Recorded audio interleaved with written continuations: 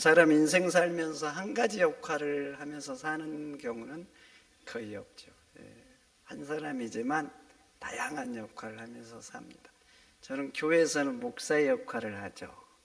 집에 가면 남편이잖아요. 남편, 또 아버지고, 또 이웃들에게는 뭐 이렇게 친구도 될 수도 있고, 또 사위고 아들이고, 이런 다양한 역할들이 있어요. 근데 사람은 힘들더라도 그 역할을 잘해야 됩니다. 잘해야 좋은 세상이 돼요. 부부, 남편으로서 역할을 잘해야 부부관계 좋겠죠. 저희가 남편으로서 역할을 잘 못하면 제 아내가 좋아할 것 같아요. 교회에서 목사의 역할을 잘해야 좋겠죠. 그래야 되겠죠. 안 그러면 교회가 얼마나 힘들겠어요. 부모로서 역할도 잘해야 되고, 그래야 좋은 세상 됩니다. 목사님 한 사모님이, 목사 한 사모님이 자기 남편한테 그랬대. 우리 교회 가서 살자고.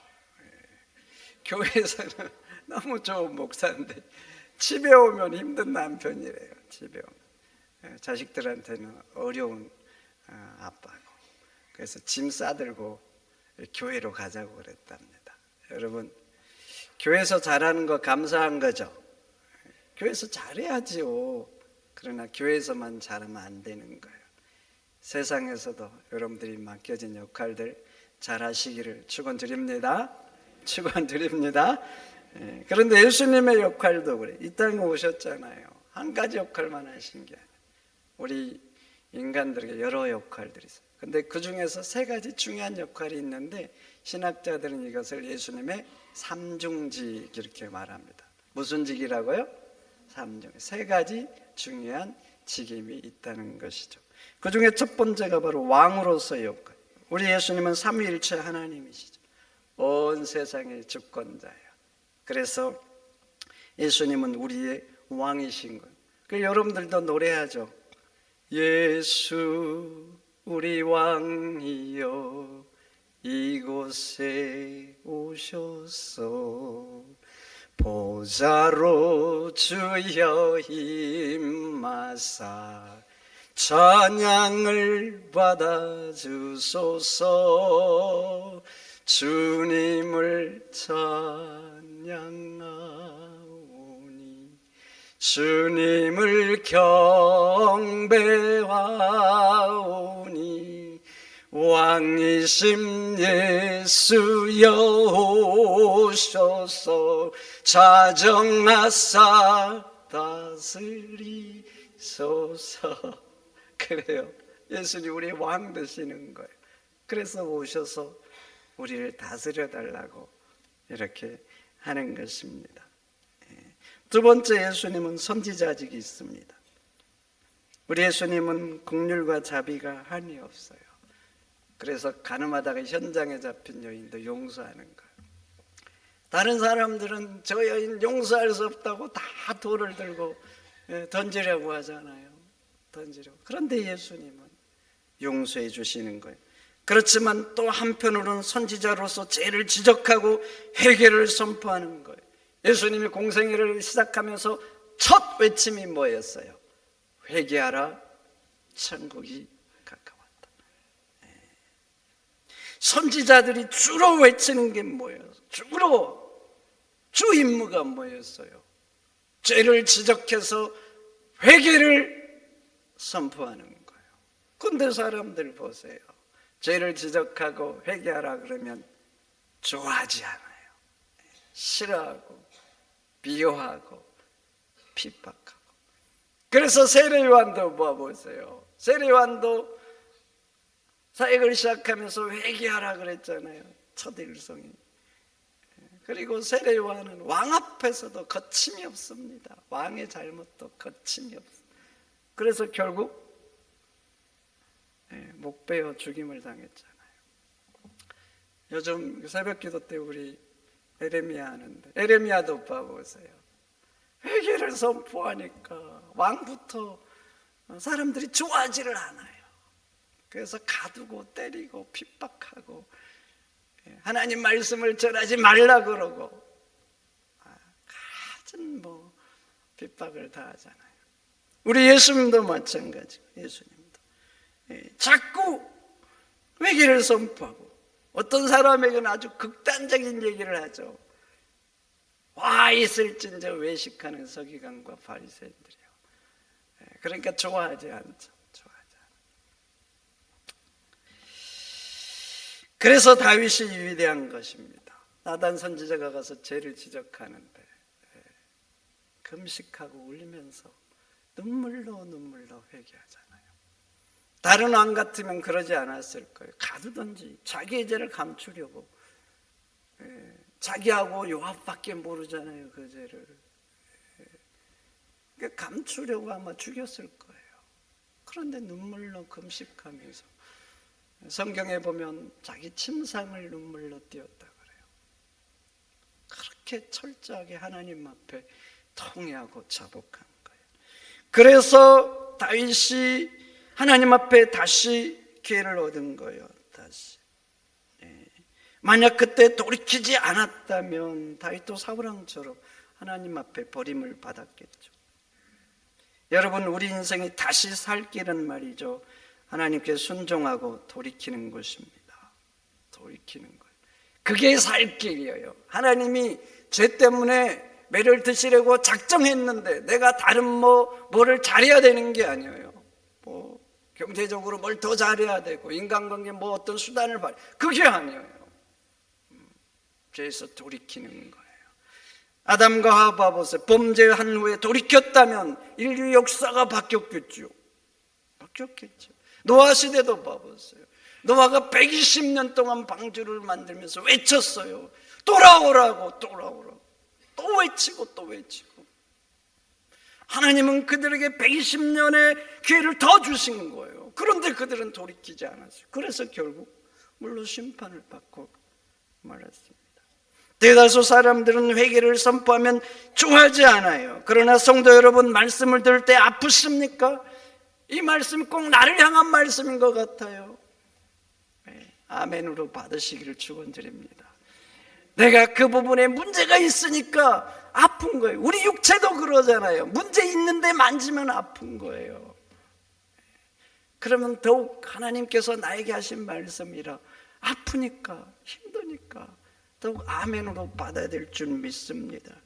그렇게 아멘으로 받고 돌이켜야 하나님의 크신 은혜가 다시 임하는 거예요. 예수님의 세 번째 직이 제사장직이죠. 제사장으로 이 땅에 오신 거예요. 여러분, 구약의 제사장들의 역할이 중보자 역할을 하는 거예요. 하나님과 인간. 그래서 가장 중요한 임무가 제사하는 거예요. 제사. 범죄한 사람이 동물을 가지고 오면 제사장이 동물을 대신해서 잡고 피 흘리는 제사를 해주는 거.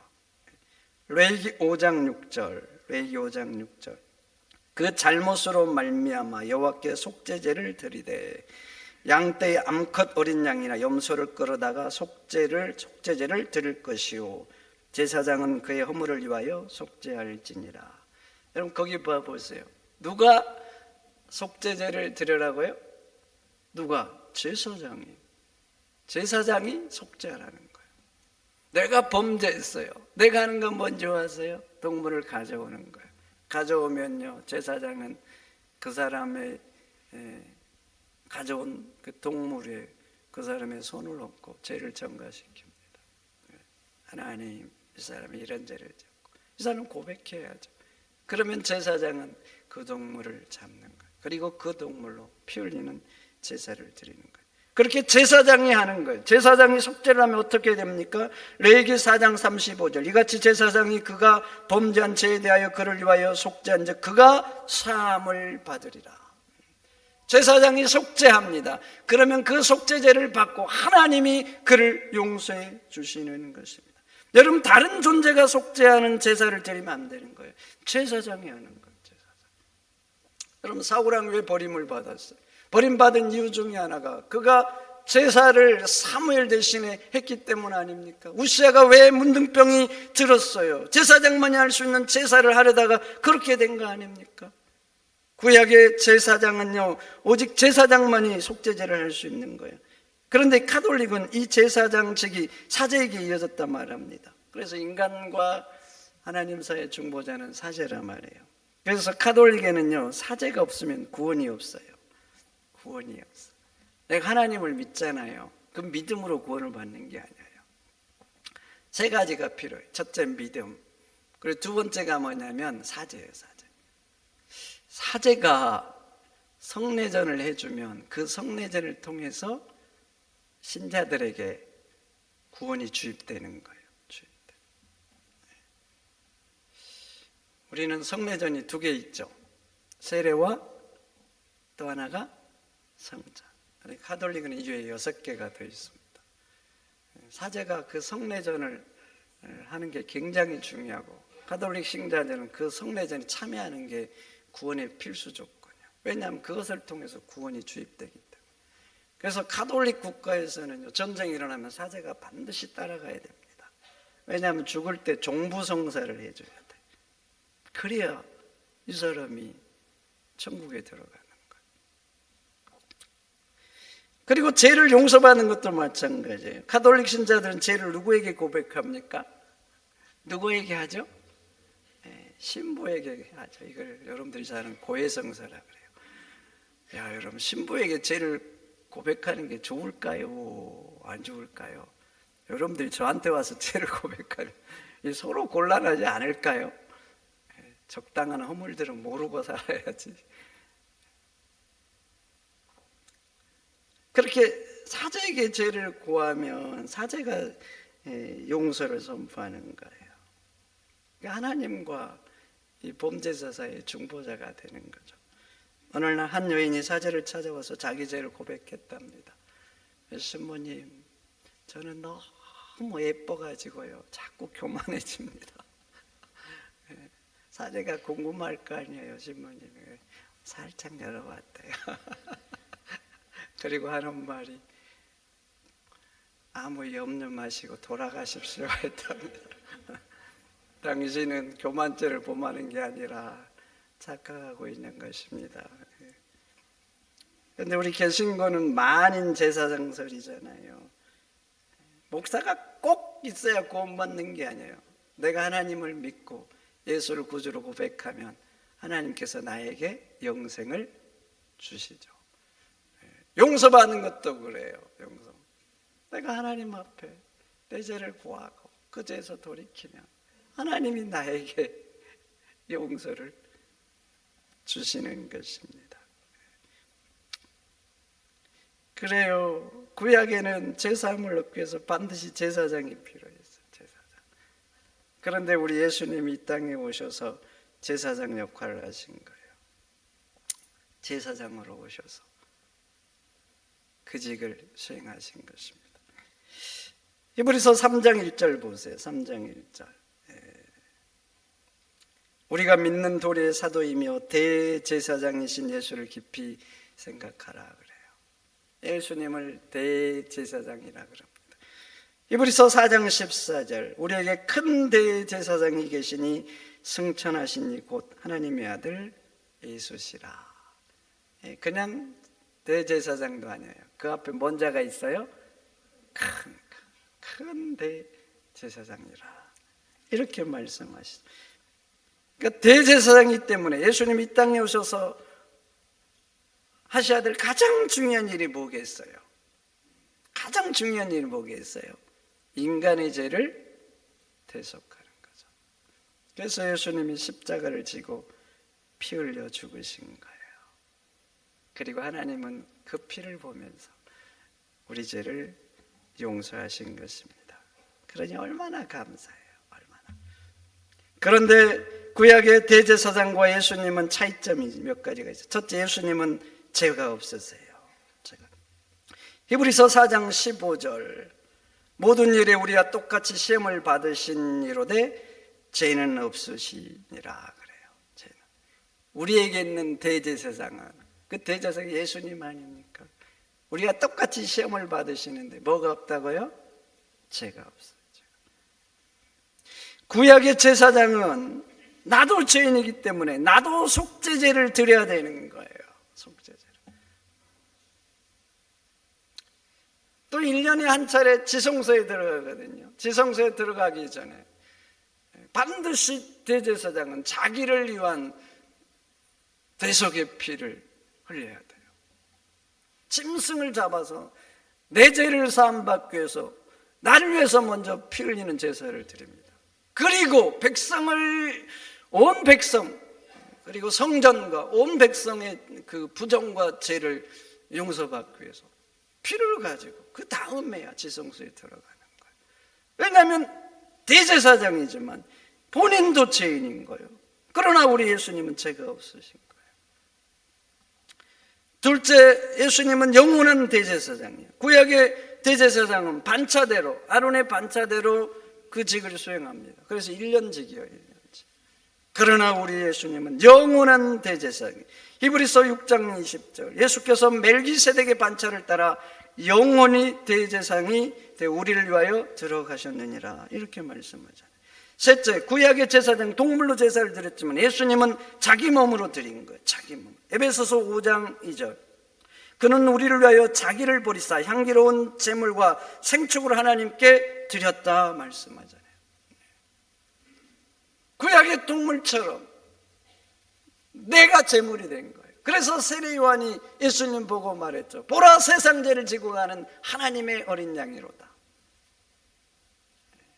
하나님의 어린 양이로다. 그렇게 말씀합니다. 히브리서 9장 26절, 자기를 단번에 제물로 드려 죄를 없이 하려고 세상 끝날에 나타나셨다 그래요.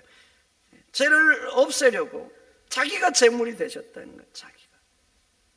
구약의 제사장들은 동물로 제사했어요. 그러나 예수님은 자기 몸으로 피 흘려 죽으신 거예요.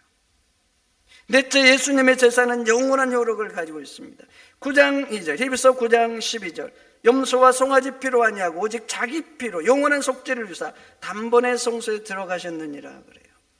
구약시대 때는 죄를 지을 때마다 이 대속의 제사를 드려야 돼요. 오늘 죄를 지었어요. 그러면 그 죄를 용서받기 위해서 제사를 한 거예요. 그런데 한 시간 후에 또 죄를 지었어요. 그럼 또 피 흘리는 제사를 드려야 돼요. 그러나 예수님께서 자기 몸으로 흘리신 그 보혈의 피, 그 대속은 영원한 효력이 있어요.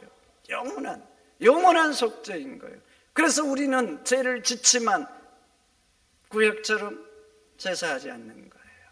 왜냐하면 예수의 피가 영원한 속죄를 이루기 때문에 그래요. 우리의 과거의 죄로 현재의 죄, 미래의 죄까지 다 대속하신 거예요. 얼마나 감사해요. 얼마나 감사해요. 나같이 미약한 자, 악한 자를 위해서 삼위일체 하나님께서 영원한 속죄의 피를 흘렸다는 것. 이 십자가 밑에서는요, 어떤 죄든지 용서를 받아요. 어떤 죄든지. 세상에는 정말 용서하기 어려운 악한 인간들이 있어요. 이런 인간들 때문에 지옥이 필요하다, 이런 생각이 드는 인간들이 있는 거예요. 잔인하고 흉악모도 하고 인간 세상에서 타인에게 해서는 안 될 이런 인간들. 그런데 말이죠, 십자가 밑에서는 사람 가리지 않아요. 사람 가리지 않아. 죄 가리지 않고. 십자가 보혈의 피 밑에 오면 어떤 사람도 어떤 죄도 하나님이 다 용서하셔요. 용서하셔요. 그래서 신학적으로 보면 죄는 십자가 밑에 있느냐 밖에 있느냐 이렇게 구분해요. 십자가 밑에 있으면 어떤 사람도 어떤 죄도 다 용서받잖아요. 그러나 밖에 있으면 용서받지 못해요. 아무리 내가 착하게 살았어도, 아무리 가벼운 죄를 지었더라도 용서받을 수 없어요. 여러분, 그래요. 내가 어떤 사람이든지 어떤 죄를 지었든지 십자가 밑에 오면 용서받은 거예요. 하나님의 자녀입니다. 얼마나 감사해요. 얼마나. 여러분, 나를 위해 영원한 속죄의 피를 흘리신 예수님께 감사하시기를 축원드립니다. 평생 동안 우리 예수님께 감사한 마음으로 찬양하고 경배하고 예배하면서 사시기를 축원드립니다. 그런데 또 감사한 게 뭔지 아세요? 예수의 피로 우리가 영원한 속죄를 받았잖아요. 그렇게 예수의 피로 대속을 받은 우리가 하나님의 자녀가 되지만 하나님은 우리에게 다른 신분도 주십니다. 너희도 이제부터는 제사장이다 그래요. 예수의 피로 대속받은 너희도 이제부터는 제사장이다. 그리고 제사장 된 우리에게 하나님이 요구하는 게 있어요. 베드로전서 2장 5절, 예수 그리스도로 말미암아 하나님이 기쁘시게 받으실 신령한 제사를 드릴 거룩한 제사장이 될지니라 그래요. 하나님이 기쁘시게 받을 신령한 제사를 드리는 거룩한 제사장이 되라. 이게 하나님이 우리에게 원하는 거예요. 그럼 봐보세요. 하나님이 기쁘시게 받을 신령한 제사가 뭐겠어요? 신령한 제사. 네, 그것은 우리가 세상 가운데 사는 거룩한 삶들을 의미해요. 세상에서 살잖아요. 믿는 사람으로서 내가 거룩한 삶을 살면 그것이 신령한 제사가 돼서 하나님께 올라가는 것입니다. 로마서 12장, 너희 몸을 하나님이 기뻐하시는 거룩한 산제사로 드리라. 이것은 너희가 드릴 영적인 예배니라. 우리의 삶이 영적인 예배인 거예요. 그래서 베드로전서 2장 9절 그렇게 말하죠. 왜 너희를 왕같은 제사장으로 택했는가? 왜 거룩한 나라로 소유로 택했는가? 너희를 어두운 데서 불러내어 그의 기이한 빛에 들어가게 하시니 아름다운 덕을 선전하게 하려 하심이라. 이렇게 기록을 합니다. 왕같은 제사장으로 왜 택했다는 거예요? 하나님의 영광을 위해서 살도록, 그래서 하나님의 덕이 되도록 하기 위해서 너희를 거룩한 제사장으로 택했다는 것입니다. 그래서 성도 여러분, 거룩한 제사장이 되시기를 축원드립니다. 축원드립니다. 우리는 정말 하나님이 그 아들의 피로 우리 죄를 용서했잖아요. 용서해. 그 하나님의 자녀 삼고. 여러분 그렇게 용서받았으니까 제가 그러잖아요. 앞으로 지을 죄까지도 하나님 용서하신다고. 내 멋대로 살아야 되는 거예요? 이미 그러면 여러분 구원파 되는 거 아닙니까? 구원파. 왜 새로 선장이나 직원들이 그냥 놔두고 나온 줄 아세요? 이게 신학적인 문제가 있는 거예요. 그들은 그래도 구원이라고 생각해요. 자기만 빠져나와 버리잖아. 아니 그렇게 살면 되겠어요? 하나님이 나를 위해서 하늘의 영광 보좌를 버리고 그 영원한 속죄를 이루셨으니까 너무 감사하고 감당할 수 없는 은혜니까 오히려 그 은혜를 새기면서 더 하나님 영광을 위해서 살아야 되는 거 아닙니까? 그래서 하나님도 우리에게 요구하신 거예요. 내가 너희를 대속했고 나의 자녀로 삼고 거룩한 제사장으로 삼았으니 너희는 앞으로 나의 덕을 선전하면서 사는 존재가 되라. 그렇게 하신 거예요. 여러분, 우리는 왕같은 제사장인 줄 믿습니다. 왕같은 제사장답게 매일의 삶을 살 때에 하나님 앞에 신령한 제사를 드리는 거룩한 제사장이 되시기를 축원드립니다. 그래서 여러분의 하루 한 걸음에 한 걸음에 그 삶의 자체가 하나님께 영광이 되고 이웃들에게 향기되는 그리스도인이 되시기를 축원드립니다. 축원드립니다.